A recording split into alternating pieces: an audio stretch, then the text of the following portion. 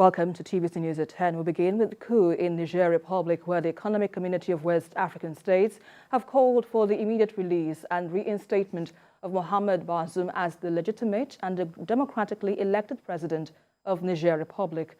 The regional body also imposed stiff sanctions on Niger Republic, which includes a no-fly zone over the country and an option to use force if the coup plotters fail to relinquish power within a week. State House correspondent Femi Akonde reports.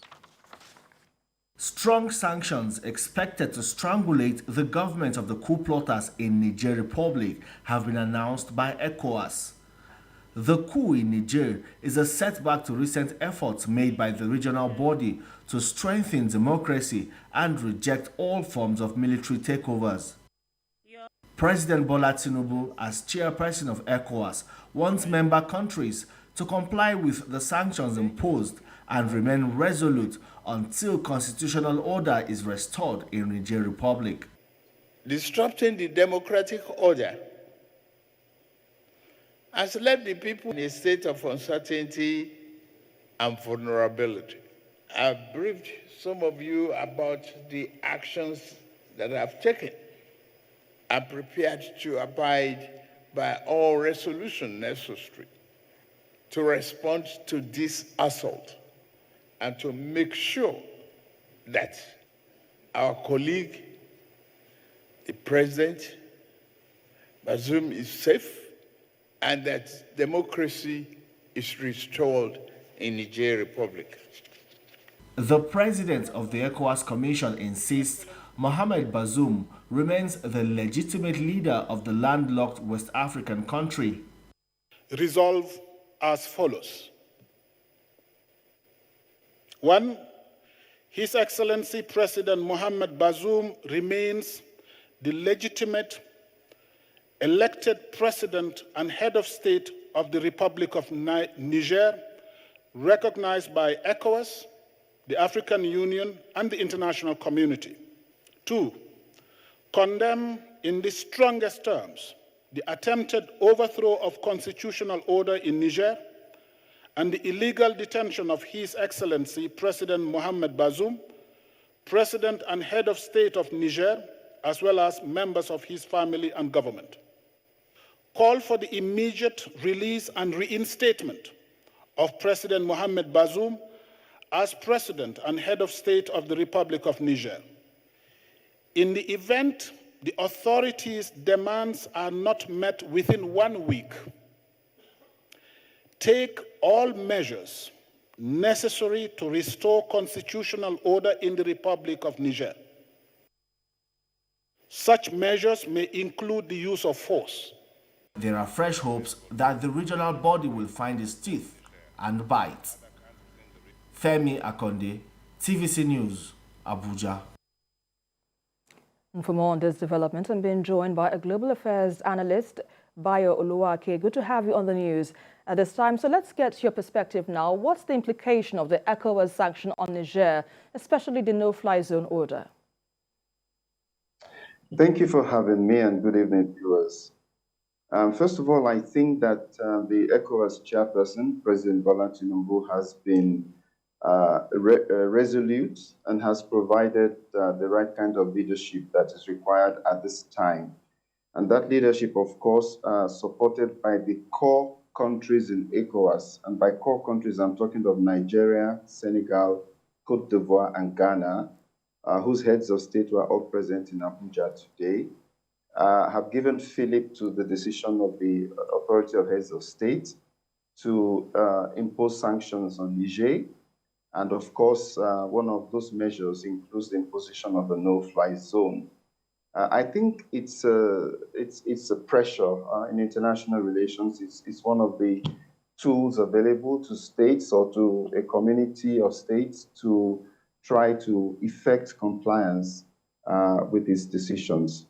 I would have expected also, though, to see the wording of that particular item. It's the second item on the list of measures to be taken. And it says that there's a no-fly zone imposed on all commercial flights.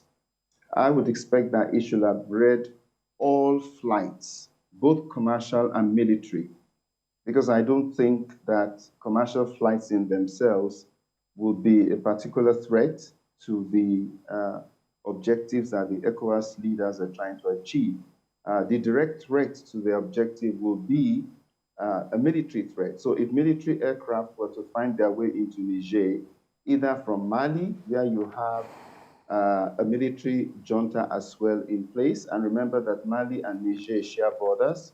To the west of Niger is Mali.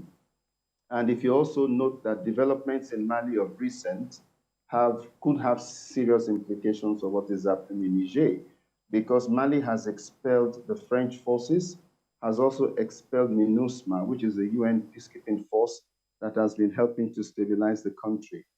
And then Mali is depending on the Russian private military company called Wagner to help it ensure the deployment of the sovereignty of the state across all its territory.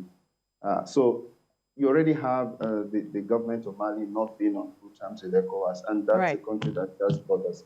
So I think it's good, but also there should be the inclusion of military flights. Indeed, well said. Now, let me ask you this now. Do you think perhaps the economic sanction will perhaps yield any desired result, because this has been the practice in the past? Do you think perhaps the military option may be the needed action here? It's going to be very difficult to deploy military action in Niger. And if you give me time, I will come to that briefly. But first of all, the economic sanctions should be able to work if two countries are on board. And these are Mali to the west of Niger and Chad to the east of Niger. These two countries are critical for the success of any sanctions imposed on Niger.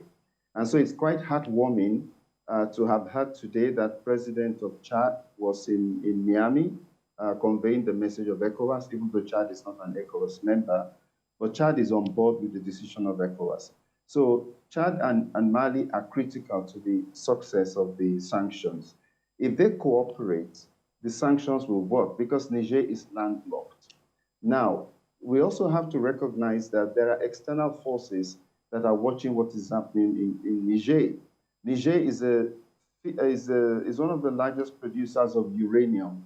In fact, in 2022, Niger produced 2,020 metric tons of uranium, which was 5% of the total global production. And uranium is needed for the production of nuclear energy or even nuclear bombs. So Niger is critical in the global scheme of things because of uranium. And therefore, I think ECOWAS leaders will need the support of the broader international community and also of certain key countries for those sanctions to work. Thirdly, in Niger, you have French forces and the United States forces present. Both countries have their drone bases in Niger. The French actually increased their presence in Niger after being expelled from Mali. So it's also interesting to see how these two countries, who already have forces on the ground in Niger, will react to what is happening. But I believe that their support will be critical to the success of the sanctions. All right. ECOWAS would only need to make sure that it is not seen as collaborating with Western countries, I'm putting this in quotes now, to punish Niger. ECOWAS has to navigate carefully the diplomatic terrain to ensure that what it is doing is in the interest of the community and of the citizens of Mali, and not in the interest of any extra continental power. All right. Thank you so much for your thoughts and insights on this, Bayo Oluwake. We appreciate your insights there. Thank you.